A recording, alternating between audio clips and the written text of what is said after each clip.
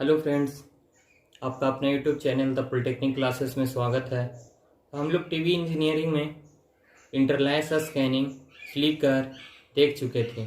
चलिए आइए आज हम लोग कुछ इम्पोर्टेंट पॉइंट्स के बारे में जानें, इम्पोर्टेंट नोट के बारे में जानें, जो कि हमारे लिए ऑब्जेक्टिव क्वेश्चन के व्यू से बहुत ही वीवीआई हैं, जो कि इससे बहुत ही ऑब्जेक्टिव क्वेश्चंस आते हैं। तो चलिए आइए जानते हैं हम लोग कुछ इम्पोर्टेंट नोट के बारे में। तो सबसे पहला आपका इंपॉर्टेंट रोल है कि रिजोल्यूशन फैक्टर डिस्कवर्ड बाय केल साइंटिस्ट। जो हमारा रिजोल्यूशन था, जिसके कारण से हम लोग पिक्चर के फाइन से फाइन डिटेल को देख पा रहे थे, तो ये जो रिजोल्यूशन फैक्टर है, इसको डिस्कवर करने वाले साइंटिस्ट का नाम है केल। केल नाम है, याद रखिएगा, ये इंपॉर्टेंट है, केल नाम है। और because it is also known as Kell factor, इसीलिए हम लोग रिजोल्यूशन को केल फैक्टर के नाम से भी जानते हैं। तो ये हमेशा ऑब्जेक्टिव में आता है, resolution is also known as, तो याद रखिएगा resolution is also known as Kell factor. ठीक है। In TV Kell factor lies between 0.65 से लेकर के 0.75 तक लाइज करता है ये केल फैक्टर का वैल्यू टेलीविजन में। और ये एक्चुअल रिजोल्यूशन के लिए किसी भी फिगर का टेलीविजन सिस्टम में एक्चुअल रिजोल्यूशन के लिए इसका केल फैक्टर का वैल्यू कितना है, तो 0.7 तक। तो ये वाला पॉइंट भी याद रखिएगा, और ये कहां से कहां लाइज करता है ये वाला भी याद रखिएगा, क्योंकि दोनों में से कोई भी एक को मतलब कि कोई भी पूछ सकता है लाइज बिटवीन, ये ऑप्शन में ये भी आ सकता है, ये भी आ सकता है। ठीक है। तो जब एक्चुअल वैल्यू पूछे तो ये 0.7 और कहां से कहां लाइज कर रहा है इस तरह का रहे, तो वहां 0.65 से 0.75 तक। फिर आइए हम लोग रिजोल्यूशन पढ़े थे, रिजोल्यूशन में आइए जानते हैं वर्टिकल रिजोल्यूशन के बारे में। तो वर्टिकल रिजोल्यूशन क्या होता है, तो the number of pixel on a vertical line on the screen will be equal to the number of horizontal line. The effective resolution is multiplied of active line by Kell factor। तो क्या होता है, vertical resolution बराबर, ये are we से किसको denote कर रहा है, तो वर्टिकल रिजोल्यूशन को, और ये आर वी किसके बराबर होता है, तो एक्टिव लाइन इनटू केल फैक्टर के बराबर होता है। ठीक है। वर्टिकल रिजोल्यूशन किसके इक्वल होता है, तो एक्टिव लाइन इनटू केल फैक्टर के वैल्यू के बराबर वो होता है वर्टिकल रिजोल्यूशन। अब देखिए एक्टिव लाइन किसको कहते हैं, तो एक्टिव लाइन हम लोग जाने थे, जैसे क्या था हमारा इंटरलैस स्कैनिंग में टोटल स्कैनिंग लाइन कितना होता था, तो 625 स्कैनिंग लाइन था, जिसमें से हमारा 40 नॉन एक्टिव लाइन था। तो इसको घटा दीजिए, नॉन एक्टिव को घटा दीजिए, उसके बाद जो बचेगा वो हमारा क्या होगा, एक्टिव लाइन होगा। तो ये हो जाएगा, कितना हो जाएगा, ये 5 हो जाएगा, और ये 8 हो जाएगा, और ये 5 हो जाएगा। तो 585 ये हमारा एक्टिव लाइन हो गया।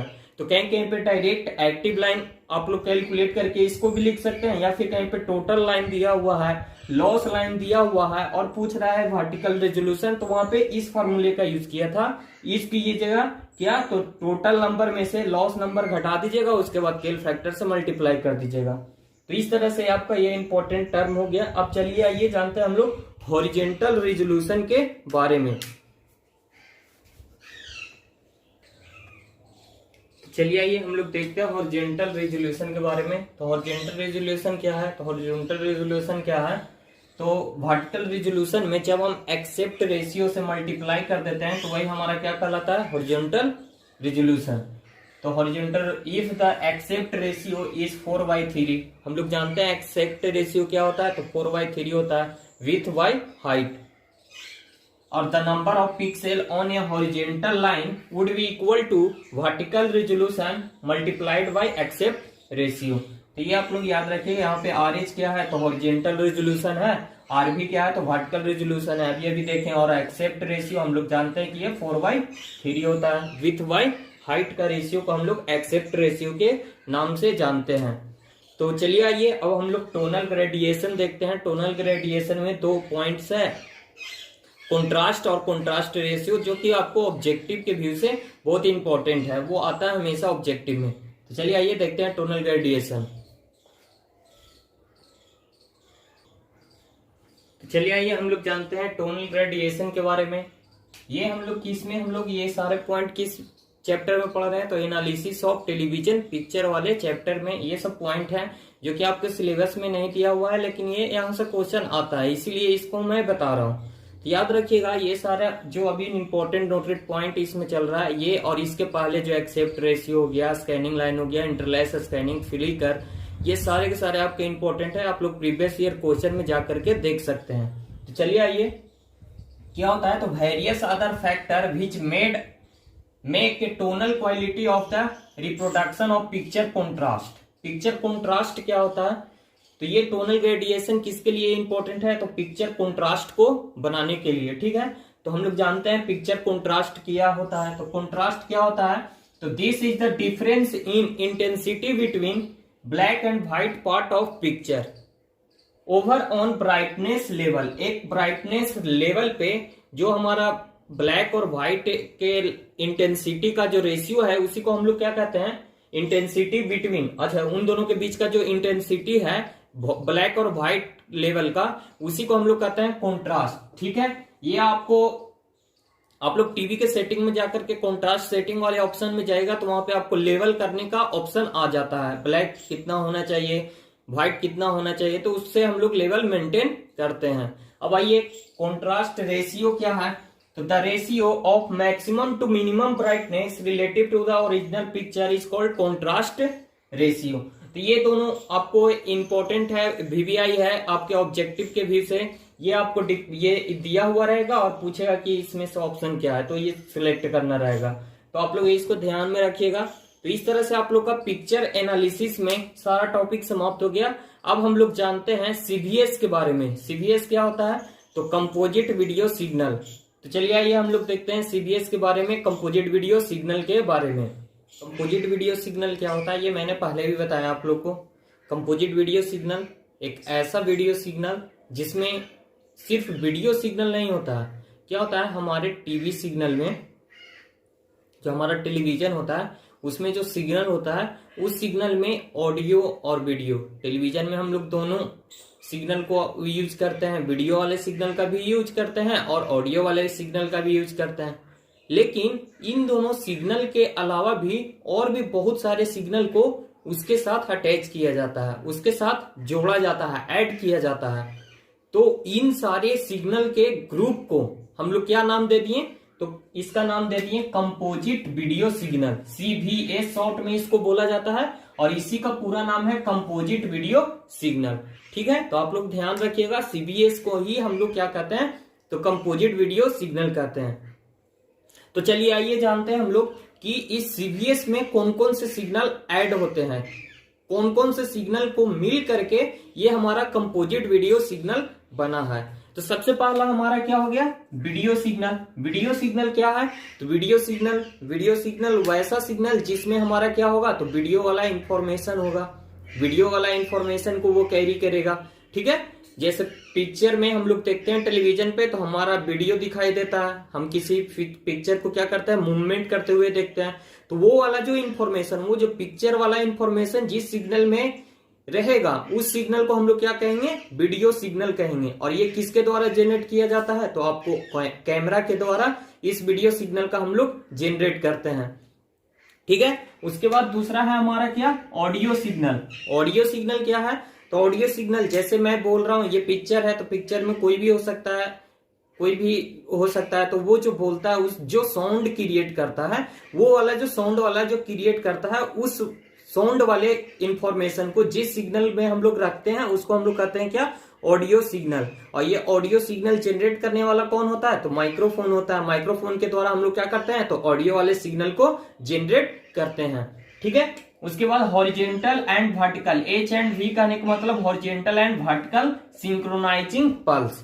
ये सिंक्रोनाइजिंग पल्स क्या होता है, ये मैंने टीवी रिसीवर और टीवी ट्रांसमीटर में थोड़ा सा इंट्रोड्यूस किया था। तो चलिए आइए फिर से मैं एक बार आपको बताता हूं कि ये सिंक्रोनाइजिंग पल्स क्या होता है।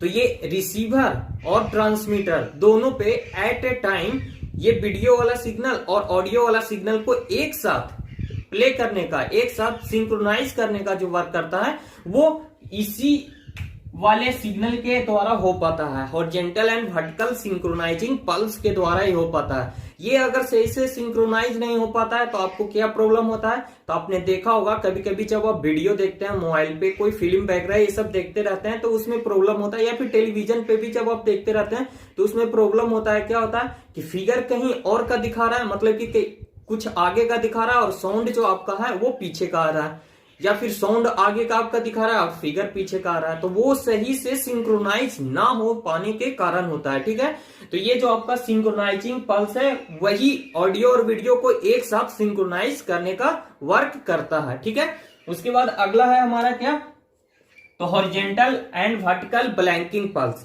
तो ब्लैंकिंग पल्स क्या होता है ये मैंने स्कैनिंग में भी बताया और इंटरलैस स्कैनिंग में भी बताया। तो चलिए आइए हम लोग जानते हैं फिर से एक बार कि ब्लैंकिंग पल्स क्या होता है। तो मैंने बताया था कि स्कैनिंग प्रोसेस में दो वर्क होता है, एक ट्रेस होता है और एक रीट्रेस होता है। ट्रेस में क्या होता है कि कोई भी एलिमेंट रहता है उसको रीड करने का काम होता है ट्रेस वाले पीरियड में, और रीट्रेस में क्या होता है कि जब बीम स्पॉट फिर से उसी पॉइंट पे जाता है तो उसको हम लोग क्या कहते हैं, रीट्रेस कहते हैं। और इस रीट्रेस में क्या होता था कि हमारा जो एलिमेंट होता था, जो पिक्चर एलिमेंट होता था वो क्या होता था, हमारा अनवांटेड हो जाता था, मतलब कि क्रैश कर जाता था।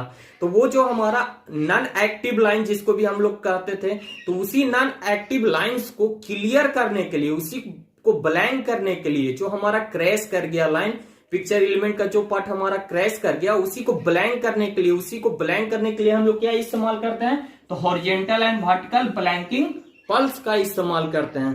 तो आप लोगों ने जान लिया हॉरिजॉन्टल एंड वर्टिकल पल्स। अब उसके बाद ये मोस्ट इंपॉर्टेंट है आपका इक्वलाइजिंग पल्स। इसके बारे में मैंने कभी भी चर्चा नहीं किया, पर आज मैं बता रहा हूं। क्या हो रहा था कि आप लोगों ने इसके पहले वाले वीडियो में देखा होगा कि एक इंटरलैस स्कैनिंग हो रहा था। तो इंटरलैस स्कैनिंग में हम लोग क्या कर रहे थे, एक फ्रेम को दो फील्ड में डिवाइड कर दे रहे थे और उसके बाद उसको अलग अलग दो बार करके हम लोग स्कैन कर रहे थे। तो हम लोग जब स्कैन कर ले रहे थे उसको दो फील्ड में डिवाइड कर दे रहे थे, तो फिर ये हमें जरूरत था कि उन दोनों को एक साथ ऐड भी किया जाए। जो फील्ड में डिवाइड हो गया स्कैन होने के बाद उन दोनों को एक साथ इक्वलाइजिंग करने का काम, एक साथ ऐड करने का काम जिस पल्स के द्वारा किया जाता है उसी पल्स को हम लोग क्या कहते हैं, तो इक्वलाइजिंग पल्स कहते हैं। तो इस तरह से आप लोग देख लीजिए कि कंपोजिट वीडियो सिग्नल में इतने सारे सिग्नल को ऐड कर दिया जाता है। तो ये सारा सिग्नल जब एक साथ मिल जाता है तो उसी को हम लोग किस नाम से जानते हैं, तो कंपोजिट वीडियो सिग्नल के नाम से जानते हैं। और ये हमेशा आपको आता है एग्जाम में, 4 नंबर क्वेश्चन में आपको आएगा सीबीएस के बारे में लिखने के लिए, या फिर शॉर्ट नोट में आएगा सीबीएस के बारे में लिखने के लिए। तो ये हमेशा ध्यान में रखिएगा। इसमें से बहुत सारे ऑब्जेक्टिव क्वेश्चन बनते हैं, जो आइए चलिए हम लोग देखते हैं ऑब्जेक्टिव कहां से क्या बनता है।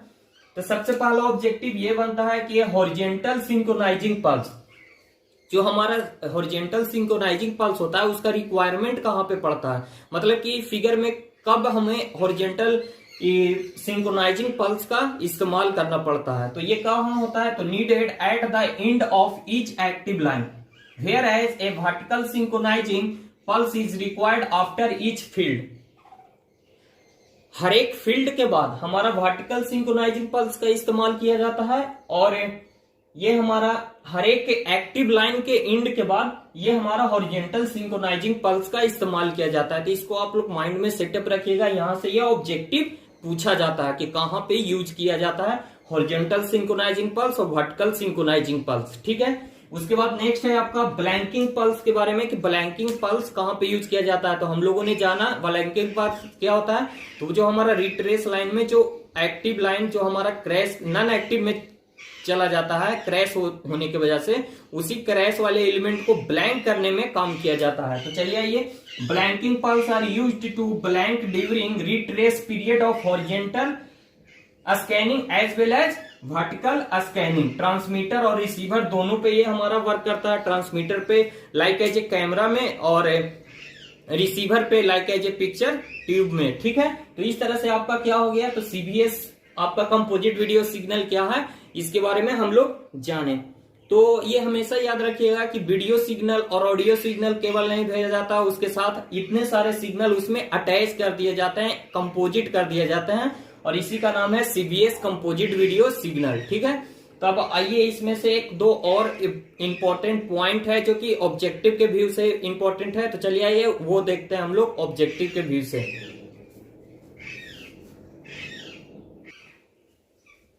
चलिए आइए हम लोग नोटेड पॉइंट देखें इसमें क्या है। तो सबसे पहला है कि वीडियो सिग्नल वेरीज 10% टू 72%। तो ये आप लोग याद रखिएगा, ये ऑब्जेक्टिव व्यू से मैं बता रहा हूँ, ये सेमेस्टर में ऑब्जेक्टिव आता है तो ये याद रखिएगा। पीक व्हाइट लेवल कितना होता है तो 10% होता है। तो कभी कभी आप लोग को ऑब्जेक्टिव मिलेगा 10 से 11 पॉइंट कुछ परसेंट तक, ऐसे भी आपको मिलेगा। तो आप लोग याद रखिएगा कि ये 10% होता है, इसके थोड़े बहुत लगभग में होंगे तो वो भी आपका सही है, ठीक है। उसके बाद है पीक डार्क लेवल, तो ये 72%। और फिर उसके बाद ब्लैंकिंग पल्स तो 72% से 75% तक लाइज करता है। और उसके बाद सिंक्रोनाइजिंग पल्स 75% टू 100% तक, ठीक है। तो ये आपके कुछ इंपॉर्टेंट नोट थे जो कि ऑब्जेक्टिव व्यू से थे। तो मैं आज बता दूं कि आपका टेलीविजन इंजीनियरिंग में 2 यूनिट आपका पूरा पूरा समाप्त हो गया, ठीक है। 2 यूनिट जो अभी तक मैंने ये सब बताया, ये फर्स्ट यूनिट का जो पार्ट था वो था।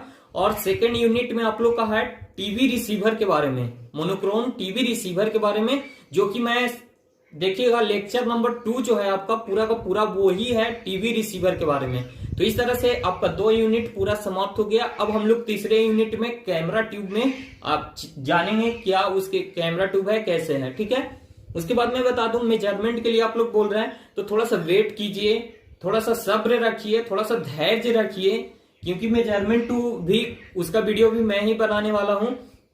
तो थोड़ा सा आप लोग धैर्य रखिए। क्या है ना कि आप लोग का एग्जाम तो दिसंबर से पहले होने वाला नहीं है। और मेरे साथ भी प्रॉब्लम है कि जैसे मैं टेलीविजन में, आपका टेलीविजन इंजीनियरिंग चल रहा है, रेडियो एंड टेलीकम्युनिकेशन में एक वेब प्रोपोगेशन चल रहा है, उधर फिर 6 सेमेस्टर वाले में आप लोग का रडार चल रहा है। तो थोड़ा सा टाइम नहीं मिल पाता और थोड़ा कंटेंट ज्यादा है। और मेजरमेंट का जहां तक मैं बात बताऊं तो वो मैं बताऊंगा, अच्छे से बताऊंगा, उसके लिए थोड़ा सा वेट कर लीजिए। मैं कोशिश करूंगा अपने स्तर से कि आपको सितंबर से पहले ही, मतलब कि अगस्त लास्ट, आज हमारा कितना तारीख है तो 22 या 23 तारीख है, तो लास्ट अगस्त तक हम उसका भी स्टार्ट कर देंगे वीडियो। तो ज्यादा आप लोग मतलब कि धैर्य रखिए, आप लोग को सही समय पे हम स्टार्ट कर देंगे और कंप्लीट भी करेंगे। ऐसा नहीं है कि नहीं कंप्लीट करेंगे। तो थोड़ा सा वेट कीजिए, ज्यादा उतावले ना होइए, थोड़ा सा धैर्य रखिए अपने आप में।